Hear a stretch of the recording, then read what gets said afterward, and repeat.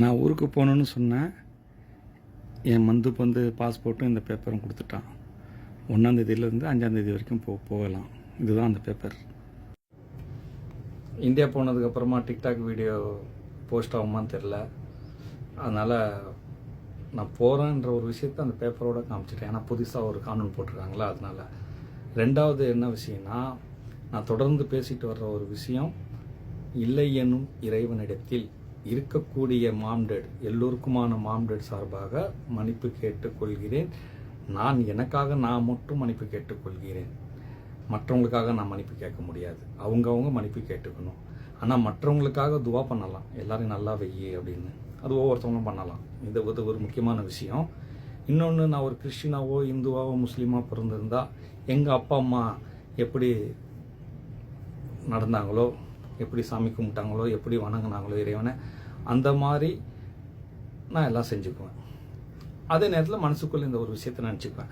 இந்த ஒரு ஆன்மீகத்தை தான் நான் புரிய வைக்கிறேன். அதாவது எல்லா மதத்துக்குள்ளேயும் இறைவன் இல்லைன்ற சொல்கிற ஒரு மதத்துக்கூட நான் என்ன சொல்ல வரேன்னா, இந்த ஒரு மாம்டேடுன்ற ஒரு விஷயத்தை அதுக்கு உள்ளே நான் வைக்கிறேன். அதை தான் மெயினாக வீடியோ பண்ணிகிட்ருக்கேன். கொரோனா டைம் லாக்டவுன் காலத்துலேருந்து நான் ஒரு பயணம் செய்து, அதாவது நான் இப்போ சொல்கிற விஷயம் அப்போ வேறு மாதிரி நினச்சிட்டு இருந்தேன். அதாவது எப்படின்னா, நான் பார்த்த மாம்டேடை இறைவன் நினச்சேன். இல்லை இது இறைவன், இது மாம்டேன்னு நினச்சேன். அதுக்கப்புறம் இன்னும் உள்ள ஆழமாக போய் பார்க்கும்போது தான் இல்லை என்ற இறைவன், இல்லவே இல்லை அப்படின்ற இறைவன் வைத்து அந்த இல்லை என்பவனிடம் மாம்டேட் மன்னிப்பு கேட்க வந்தாங்க. அவங்க பிள்ளைகளான நம்ம எல்லாரும் மன்னிப்பு கேட்கணும். அதுக்கான பயணம் தான் அவங்க பண்ணிக்கிட்டு இருக்காங்க. அறிவில் பயணம் பண்ணிகிட்டு இருக்காங்க, நான் ஸ்டாப்பாக. சரிங்களா? இன்றைக்கி என் அறிவில் இருக்காங்கன்னா, நாளைக்கு என் மூலமாக என் பிள்ளைங்கள் வழியாக அப்படியே பரவிட்டு இருக்காங்க. இதை பற்றி நிறைய வீடியோவில் நிறையா விஷயம் சொல்லிட்டேன். நான் அவ்வளோ வீடியோ போட்டுட்டேன். கிட்டத்தட்ட என் ப்ரொஃபைலில் போய் தேடுனா நிறையா விஷயம் பேசியிருக்கேன். அதெல்லாம் உங்களால் போய் பார்க்க முடியாது. இருந்தாலும் இன்றைக்கி நம்ம என்ன சப்ஜெக்ட் பேச போகிறோன்னா, ஜாதி இதெல்லாம் எப்படி வந்தது, இதற்கு மூலம் என்ன, அதுக்கு என்ன காரணம் அப்படின்ற ஒரு விஷயத்தை பற்றி நம்ம பார்க்க போகிறோம். நம்ம இன்றைக்கி ஜாதியை பற்றி ஜாதி ஒடுக்குமுறை அப்படின்ற மாதிரிலாம் நிறையா ஜாதிகளை பற்றி நீங்கள் பார்த்துருப்போம். நம்ம ஜாதி கொடுமையானதுன்னு. ஆனால் இந்த ஜாதி எப்படி வந்துச்சு, அதுக்கான பேசிக் என்ன, அதுக்கான ஒரு விஷயம் நம்ம பேச போகிறோம். அதாவது நீங்கள் பார்த்தீங்கன்னா, இப்போ உலகம் ஃபுல்லாக ஜாதின்ற பேரில் இல்லைனாலும், இப்போ அமெரிக்காவில் எடுத்துட்டா கருப்பன் வெள்ளையன், அடிமைகள், பணக்காரன் அப்படின்ற நிறைய ஏற்றத்தாழ்வுகள் இருக்குது. அரபு கண்ட்ரியில் எடுத்தால் அந்த பேருக்கு அவங்க ஃபேமிலி பேர் இருக்கும். அந்த ஃபேமிலியை வச்சுட்டு இவங்க உயர்ந்தவங்க, இந்த ஃபேமிலி கொஞ்சம் கீழே அப்படின்ற மாதிரிலாம் நிறைய இது இருக்குது. ஆனால் ஜாதின்ற பேர் இல்லை. ஆனால் இந்தியாவில் ஜாதின்னு ஒரு மதத்துக்குள்ளே கொண்டு அதை பிரிச்சுட்டாங்க. இவங்க இதுதான் பண்ணணும், பண்ணக்கூடாதுன்னு. ஆனால் இது பேசிக் என்ன காரணம்னா, முத இறைவனுக்குள் உருவான ஒரு சக்தி, அதை அடக்குவதற்கு இறைவன் படைத்த இன்னொரு சக்தி. இப்போ 2 சக்தி தான். இப்போ இந்த 2 சக்தியை எப்படி புரிஞ்சுக்கணும்னா, இப்போ இஸ்லாத்தில் ஆதம் ஏவாள், சைத்தான், ராவணன், வில்லன், ஹீரோ அப்படின்ற மாதிரி 2 சக்தியும். ஆனால் இந்த 2 சக்தியும் தான் நம்ம உயிரெலாம் இயங்கிட்டு இருக்குது, சிந்தனைகள்லாம் போயிட்டு இருக்கு. இந்த ஒன்று இல்லைன்னா ஒன்று இல்லை. அப்போ கரண்டில் பாசிட்டிவ் நெகட்டிவ் இருக்கிற மாதிரி. ஆனால் இதில் எது நல்லது எது கெட்டதுன்னு பிரிக்க முடியாது. இதுதான் மெயினான விஷயம். பொய்க்குள்ள ஒரு நல்ல விஷயமும் இருக்கும், உண்மைக்குள்ள ஒரு கெட்ட விஷயமும் இருக்கும். இப்படி ஒரு விஷயத்தை தான் அடிப்படையாக உள்ள ஒரு விஷயம். இந்த பிரிவு தான் எல்லாத்துலேயும் பிரிக்குது. மனிதர்களை எத்தனை வகையாக பிரிக்குது. அதில் இந்த ஜாதின்ற ஒரு விஷயம் இருக்குது. ஆனால் இந்த ஜாதி என்பது இன்னைக்கு தாழ்ந்த ஜாதியாக இருக்கிறவங்கெல்லாம் ஒரு காலத்தில் உயர்ந்த ஜாதியாக இருந்தாங்க. அப்படி பார்க்க போனால் எப்படின்னா, மனிதன் எல்லாமே கண்டுபிடிக்கிறான். எல்லாமே கண்டுபிடிப்பு தான். ஒரு அப்பா அம்மாவை கண்டுபிடிப்போம். ஒரு நம்ம இன்னைக்கு சாதாரணமாக அப்பா அம்மான்னு பார்க்குற ஒரு விஷயத்த கூட அன்னைக்கு அந்த பிறந்த பிள்ளை எப்படி மிருகங்கள்லாம் வந்து பிறந்த உடனே அந்த பிள்ளை வச்சு பார்க்கும், அப்புறம் கொஞ்ச நாள்ல அந்த அப்பா அந்த பிள்ளை பிரிஞ்சிடும். கோழி வந்து எப்படி குஞ்சு வந்து வளர்ந்த பிறகு தனியாக ஆக்கி விட்டுடுதோ அந்த மாதிரி தான் மனிதனும் வாழ்ந்துட்டு இருந்தான். மனிதனும் ஒரு மிருகமாக தான். இப்போ நீங்கள் பார்த்தீங்கன்னா மனிதன் ஸ்பெஷல் அப்படின்னு நம்ம பார்க்கும்போது, நான் மனிதனாக பிறந்தனால நான் ரொம்ப ஸ்பெஷலாக தெரியுறேன்ல. ஏன்னா ஏன் இந்த உடம்பு இந்த அறிவு எடுத்துகிட்டு ஸ்பெஷல் நினைக்குது. ஆனால் நான் ஸ்பெஷல்னு அந்த குரங்குக்கு பூனைக்கெல்லாம் தெரியாது. அந்தந்த உயிரினங்களும் தன்னை ஸ்பெஷலாக தான் நினைக்கும். நம்ம நினச்சிக்கிற மாதிரி அதுவும் தன்னை ஸ்பெஷலாக நினச்சிக்கும். அந்த மாதிரி தான் அறிவு வந்து தனித்தனியாக எல்லாத்துக்கும் வேலை செய்யுது. இந்த பிரபஞ்சமும் அறிவும் உயிரும் நிறைந்தது தான் இந்த பிரபஞ்சமே.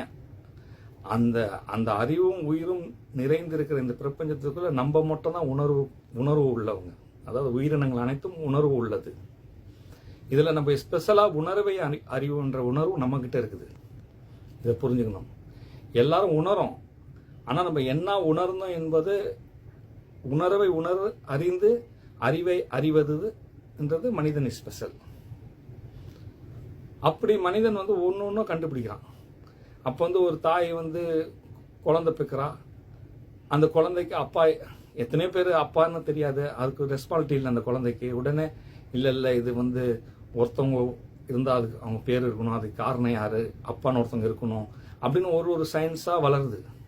அப்பா அம்மா எல்லாம் கண்டுபிடிச்சு அப்புறமா அவங்களுக்கு வழி நடத்துறதுக்காக மதங்கள் இப்படி எல்லா இதுவும் உருவாகும் பொழுது அந்த காலத்தில் மனிதர்கள் வந்து கூட்டமாக வாழ்ந்தாங்க. எல்லாம் வேட்டைக்கு, ஒரு குறிப்பிட்ட பேர் வேட்டைக்கு போயிட்டு வந்து சமைச்சு ஒன்றா சாப்பிடுவாங்க.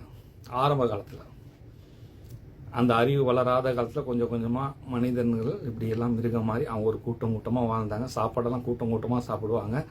அப்போ வந்து அந்த வேட்டைக்கு போகிறவங்க ஒரு குரூப்பு, அப்புறம் அதை முடி வெட்டுறது, கல்லால் அடித்து நகம் வெட்டுறது, இதெல்லாம் செய்கிறவங்க.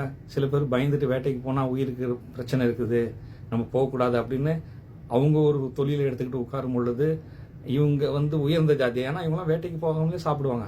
வேட்டைக்கு போகிறதான் கஷ்டப்பட்டு கொண்டு வருவான். அந்த நேரத்தில் எல்லாரும் போட்டி போட்டாங்க. இல்லை நான் வேட்டைக்கெல்லாம் போக மாட்டேன், நானும் முடி வெட்டுவேன் அப்படின்னு. அதில் பிரச்சனைகள் வரப்போக இல்லை முடி வெட்டுறவங்க பிள்ளைங்க முடி வெட்டணும் அப்படின்ற மாதிரிலாம் ஒன்று ஆரம்பிச்சது. அப்போ வந்து வேட்டைக்கு போகாதவங்க உயர்ந்த ஜாதியாக இருந்தாங்க. ஏன்னா எந்த ஆபத்தும் இல்லாமல் அவங்க கொண்டு வர்ற சாப்பாடை சாப்பிட்டுக்கிட்டு ஜாலியாக. அதுக்கப்புறமா இது எல்லாத்துக்கும் மேலே வந்து மதம் ஒன்று கொண்டு வந்த பிறகு நாங்கள் உயர்ந்த கடவுள் பேரால் அவங்க இதாக்கிட்டு அவங்கவுங்களுக்கு அந்த பிரிவு அப்படியே இது ஏற்படுத்திக்கிட்டு அப்படி ஒரு ஜாதிகள் உருவாயிடுச்சு. சயின்ஸ் வளர பார்த்தீங்கன்னா படிப்பு வந்துருச்சு, எஜுகேஷன் வந்துருச்சு. முதல் ஆரம்பத்தில் ஆன்மீகம் மட்டும் தான் படிப்பாக இருந்துச்சு. அப்புறமா ஒவ்வொரு படிப்பாக உருவாச்சு. ஒவ்வொரு அறிவு வளர இன்னைக்கு ஐடி, இப்போ ஏஐ வரைக்கும் நம்ம படிக்கிறோம்ல. எல்லாமே இந்த படிப்படியாக உருவான மாற்றங்கள் தான் இந்த ஜாதின்றது. ஆனால் இந்த ஜாதி கொடுமைகள் மனிதன் எவ்வளோதான் பண்ணினாலும் மாம்டட் அதே அறிவுக்குள்ள பயணம் செய்து தான் இந்த இதெல்லாம் சரி பண்ணுறாங்க. அதாவது அவங்களே சரி பண்ணுறாங்க.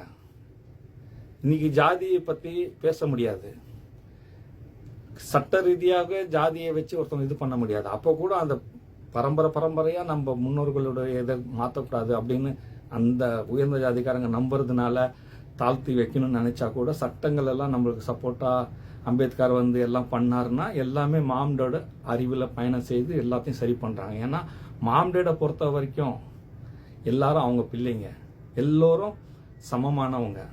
அவங்க அந்த சிந்தனை தான் சிந்திப்பாங்க. மனிதனுக்குள்ள உயர்ந்த தாழ்ந்தெல்லாம் நினைச்சா கூட மாம்டேட் அப்படி இல்லை. உலக மக்கள் அனைவரும் என்னுடைய பிள்ளைகள். அவங்களுக்கு அவங்க கர்மாவை வச்சு அவங்களுக்கு ஒரு மதத்தை கொடுத்து இந்த உலகத்தில் வர வச்சிருக்காங்க. இதில் வந்து முஸ்லீம்களுக்கு இறுதி வாய்ப்பு, அவங்களுக்கு மறுஜென்மம் கிடையாது. இந்த ஜென்மத்தில் அவங்களுக்கு எப்படி வழிபடணுமோ அது மாதிரி படணும். அது கொஞ்சம் கஷ்டமானது. ஆனால் இந்துங்களுக்கெல்லாம் மறு வாய்ப்பு இருக்குது, கிறிஸ்டின்களுக்கு எல்லாருக்கும் மறு வாய்ப்பு இருக்குது. ரொம்ப ஈஸியும் கூட. முஸ்லீம் இது கஷ்டம், ஏன்னா அவங்களுக்கு மறு வாய்ப்பு கிடையாது. ஆனால் அந்த முஸ்லீம்லேயும் நிறைய பேர் தொழுவது இல்லைன்னா கண்டிப்பாக அவங்களுக்கு 100% இறைவன் நம்பிக்கை கிடையாது. நிறைய பேர் தப்பு பண்ணுறாங்கன்னா அவங்க 100% இறைவன் பயம் கிடையாது. யார் ஒருத்தவங்க நம்பிக்கையோட வழிபட்டு போனால் தான் அந்த சொர்க்கத்தை மோட்சம் அடைய முடியும். அது மாதிரி எல்லாரும் சொர்க்கம் செல்லலாம், எல்லா மதங்களும். இதுதான் நான் முக்கியமாக புரிய வச்சு சொல்லிட்டு வரேன். நீங்க